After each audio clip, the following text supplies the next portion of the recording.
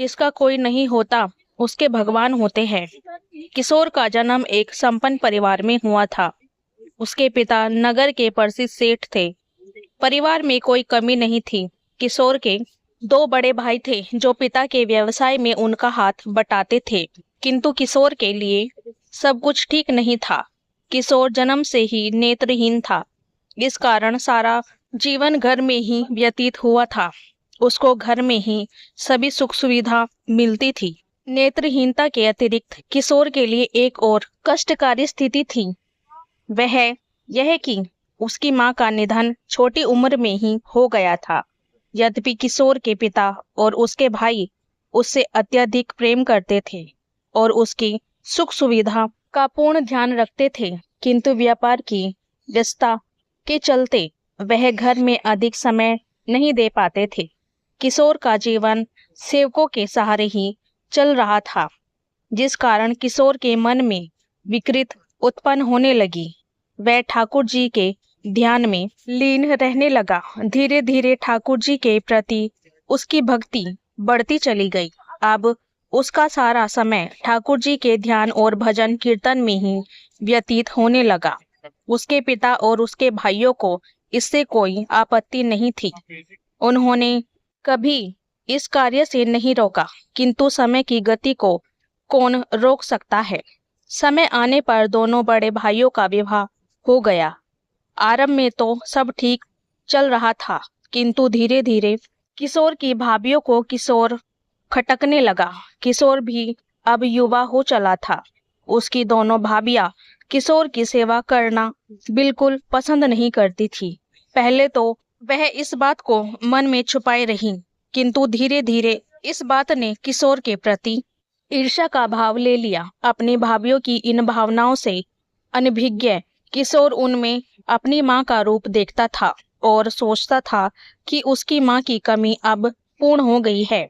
धीरे धीरे ईर्ष्या विकराल रूप धारण करती जा रही थी। कुछ दिनों बाद किशोर के पिता का भी देहांत हो गया। अब किशोर पूर्ण रूप से अपने भाइयों और भाभीियों पर ही निर्भर हो गया था। उसके भाइयों का प्रेम अब भी उसके प्रति वैसा ही बना रहा, किंतु कहते हैं कि तिर्य चरित्र के आगे किसी की नहीं चलती। अवसर देख किशोर की भाभीियों ने अपने पतियों को किशोर के विरुद्ध भड़काना आरंभ कर दिया। जैसे जैसे समय बीतता गया, उनका षड्यंत्र बढ़ता गया। अंत वह दिन भी आ गया जबकि किशोर के भाई भी पूर्ण रूप से किशोर के विरुद्ध हो गए। अब उनको भी किशोर खटकने लगा। इन सब बातों से अनभिज्ञ, सहज, सरल हृदय किशोर अब भी ठाकुर जी की भक्ति में ही लीन रहता था। वह अपने भाइयों और भाभीियों के प्रति मन में किसी प्रकार की शंका नहीं रखता था, किंतु ऐसा कब तक चलता। आखिर एक दिन भाइयों की भाभीियों ने अपने पतियों को समझाया कि इस नेत्रहीन के मोह में क्यों फंसे हो, इससे मुक्ति प्राप्त करो, अन्यथा एक दिन तुमको अपनी संपत्ति इसके साथ बांटनी पड़ेगी। इस संपत्ति पर इसका अधिकार नहीं है। इसने जीवन भर किया ही क्या है। यह जो भी कुछ है सब तुम्हारे परिश्रम का ही परिणाम है। फिर संपत्ति इसको क्यों दी जाए। भाइयों के मन में कपट घर कर गया। एक दिन सब मिलकर किशोर से कहने लगे, अब हम तुम्हारा बोझ और अधिक नहीं उठा सकते, इसलिए हम तुम्हारा रहने खाने का प्रबंध कहीं और कर रहे हैं। अब तुम वही रहा करो। तुमको समय पर खाना, कपड़े और अन्य आवश्यक सामग्री मिलती रहेगी। तुमको किसी प्रकार का कोई कष्ट नहीं होने देंगे। अपने भाइयों के मुख से अनायास ही इस प्रकार की बात सुनकर किशोर अवाक रह गया। वह नहीं समझ सका कि वह क्या बोले। उसकी आंखों से झरझर आंसू बह रहे थे, किंतु वह कुछ भी बोल नहीं पा रहा था। अतः स्वयं की संयत करते हुए वह बोला, भाई, आपने मेरे लिए जो निर्णय लिया है वह निश्चित रूप से मेरे अच्छे के लिए ही होगा, किंतु बस इतना तो बता दो कि मेरा अपराध क्या है। बस यही कि मैं नेत्रहीन हूँ, किंतु इसमें मेरा क्या दोष है। यह तो प्रभु की इच्छा है। और भाई, अब तक आपने मुझको इतना प्रेम दिया कि अचानक यह क्या हुआ? भाइयों के पास कोई उत्तर नहीं था। वह उसको छोड़कर चले गए। अब किशोर पूर्ण रूप से अनाथ हो चुका था, किंतु ऐसा नहीं था कि उसका कोई नहीं था। उसके भगवान होते हैं जिसके कोई नहीं होता। लेकिन किशोर तो ठाकुर जी का दीवाना था, फिर वह भला कैसे अनाथ हो सकता था? दुखी मन और ठाकुर जी के ध्यान में खो गया। उसके मन से स्वर निकल उठे कि गिरधर गोपाल, करुणा सिंधु कृपा, भक्त वत्सल्य मोहे लीजियो संभाल। अगले ही दिन किशोर के रहने का प्रबंध एक अन्य स्थान पर कर दिया गया। वह स्थान एकदम वीरान था, ना किसी का आना जाना। कुछ पशु पक्षी वहां विचरित कर रहे थे। थोड़ी ही दूर से जंगल आरंभ हो जाता था। किशोर के खाने पीने और देखरेख के लिए एक सेवक की नियुक्ति कर दी गई। प्रतिदिन सुबह नाश्ते का प्रबंध और दोपहर तथा रात्रि के भोजन के प्रबंध किशोर के भाई और भाभी कर देते थे। उसके वस्त्र भी घर से धुलकर आ जाते थे। किशोर ने कुछ भी विरोध नहीं किया। वह उसमें ही संतुष्ट रहने लगा।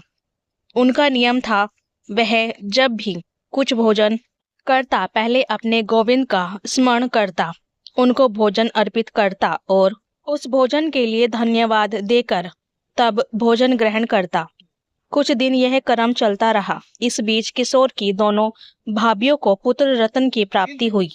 उसके बाद उनको किशोर का एक प्रतिदिन का खाना और वस्त्र का प्रबंध भी खटकने लगा। तब दोनों भाभीियों ने मिलकर एक भयंकर षड्यंत्र रचा। उन्होंने किशोर को समाप्त करने की योजना बनाई। अगले दिन रात्रि के भोजन में विष मिलाकर सेवक के हाथ भेज दिया। इस बात से अनभिज्ञ सेवक भोजन लेकर पहुंचा और किशोर को भोजन सौंप दिया। किशोर ने भोजन प्राप्त किया और प्रतिदिन की भांति भोजन गोविंद को अर्पित किया। अब उसके साथ गोविंद सदा रहते थे। उनके सामने कोई षड्यंत्र भला क्या करता। गोविंद के भोजन स्वीकार करते ही भोजन प्रसाद के रूप में परिवर्तित हो गया। किशोर ने सुखपूर्वक भोजन किया, तत्पश्चात भगवान का धन्यवाद किया और लग गया हरि भजन में। उधर दोनों भाभी प्रसन्न थी कि चलो आज पीछा छूटा। अगले दिन अनजान बनकर उन्होंने फिर से प्रात का नाश्ता तैयार किया और सेवक के हाथ भेज दिया, इस आशा में कि थोड़ी ही देर में सेवक उनके मन को प्रसन्न करने वाली सूचना लेकर आएगा। नाश्ता देखकर जब सेवक वापस लौटा तो किशोर को कुशल जानकर बड़ा आश्चर्य हुआ। वह दोनों पाप बुद्धि यह नहीं जान पाई कि उसका रक्षक दयानिधि हो, उसका भला कोई क्या बिगाड़ सकता है। उन्होंने सोचा, हो सकता है कि किसी कारण बस किशोर ने रात्रि में भोजन ही नहीं किया हो। ऐसा विचार कर वह कुटिल स्त्रियों ने अपने मन की शंका का समाधान स्वयं करने की ठानी। उस दिन उन्होंने दोपहर के भोजन में किशोर के लिए खीर बनाई और उसमें पहले से ही अधिक विष मिला दिया। वह स्वयं ही खीर लेकर किशोर के पास गई और किशोर से बड़े ही प्रेम का व्यवहार किया और पूछा कि आज तुम्हारा चेहरा कुछ उदास लग रहा है, क्या रात्रि में भोजन नहीं किया? अपनी भाभीियों को वह देख निर्मल मन किशोर बहुत प्रसन्न था। वह बोला, नहीं भाभी, मैंने तो भोजन किया था। भोजन बहुत स्वादिष्ट लगा। यह तो आपका प्रेम है जो आपको ऐसा प्रतीत हो रहा है। यह सुनकर दोनों पापी स्त्रियां शंका में पड़ गई कि इसने भोजन किया तो फिर यह जीवित कैसे है। उनकी पाप बुद्धि ने अब भी उनका साथ दिया और वह सत्य को नहीं पहचान पाई। उन्होंने मन में विचार किया कि किशोर हमसे झूठ बोल रहा है। तब उन्होंने प्रेम पूर्वक किशोर को खीर देकर कहा, आज हम तुम्हारे लिए अपने हाथ से खीर बनाकर लाई है और अपने सामने ही खिलाकर जाएंगी। उनके कपटपूर्ण प्रेम के नाटक को किशोर नहीं जान पाया और उसकी आंखों से आंसू आ गए। उसने प्रेम से वह खीर और खाने बैठ गया, किंतु खाने से पूर्ण वह अपने गोविंद को नहीं भूला। उसने प्रेम पूर्वक गोविंद को स्मरण किया, उनको खीर अर्पित की। तत्पश्चात प्रेम पूर्वक खाने लगा। फिर कैसे विष और कैसे षड्यंत्र, वह सुख पूर्वक सारी खीर खा गया। उधर उसकी भाभियों ने उसको खीर खाते देखा तो सोचा कि इसका तो मृत्यु अब तय है, इसलिए यहाँ रुकना उचित नहीं। ऐसा विचार कर वह तुरंत ही वहां से निकल गई। खीर खाने के बाद किशोर ने भाभी को धन्यवाद कहा, किंतु वह वहां होती तब ना। किशोर को यह आश्चर्य हुआ कि अनायास ही वह दोनों कहाँ चली गई।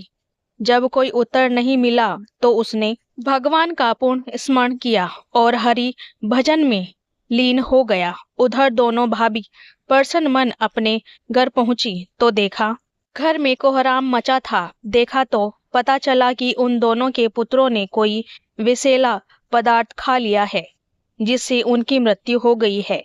यह देख दोनों को काटो तो खून नहीं की स्थिति में पहुंच गई। अब उनको अपने पाप का एहसास हो गया था। वह जान गई कि भगवान ने उनको उनके कर्मों का दंड दिया है। वह दोनों दहाड़े मार मार कर रोने लगी और खुद को कोसने लगी। उधर एक सेवक दौड़ा दौड़ा किशोर के पास पहुंचा और सारी घटना सुनाई। यह सुन किशोर एकदम से विचलित हो गया और रो पड़ा। वह सेवक से बोला, भाई मुझको वहां ले चलो। सेवक किशोर को लेकर घर पहुंचा। वह जाकर किशोर ने देखा कि सभी लोग जोर जोर से विलाप कर रहे हैं। जिसके भाई और भाभी का तो रो रो कर बुरा हाल है। किशोर को वह जीवित खड़ा देख दोनों भाभी सन्न रह गई।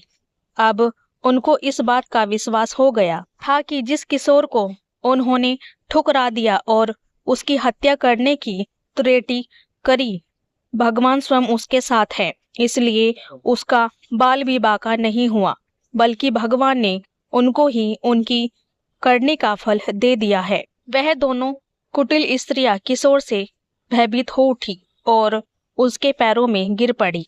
अपने सारे अपराध स्वीकार कर लिए और उनसे अक्षमा याचना करने लगी। किशोर और उसके भाई उन दोनों के इस षड्यंत्र को सुन शंख हो गए, किंतु किशोर तो वहां उन बच्चों के लिए आया था। किशोर ने सेवक से कहा, मुझको बच्चों तक पहुंचा दो। सेवक ने ऐसा ही किया। बच्चों के पास जाकर किशोर ने श्री गोविंद को स्मरण किया और प्रार्थना की कि हे गोविंद, आज मेरी लाज आपके हाथ में है। इन दोनों मासूमों को जीवन दान दो या फिर मेरा ही जीवन ले लो। ऐसी प्रार्थना कर किशोर ने दोनों बच्चों के सर पर हाथ रखा। ठाकुर जी की लीला अपने भक्त की पुकार को कैसे अनसुना करती।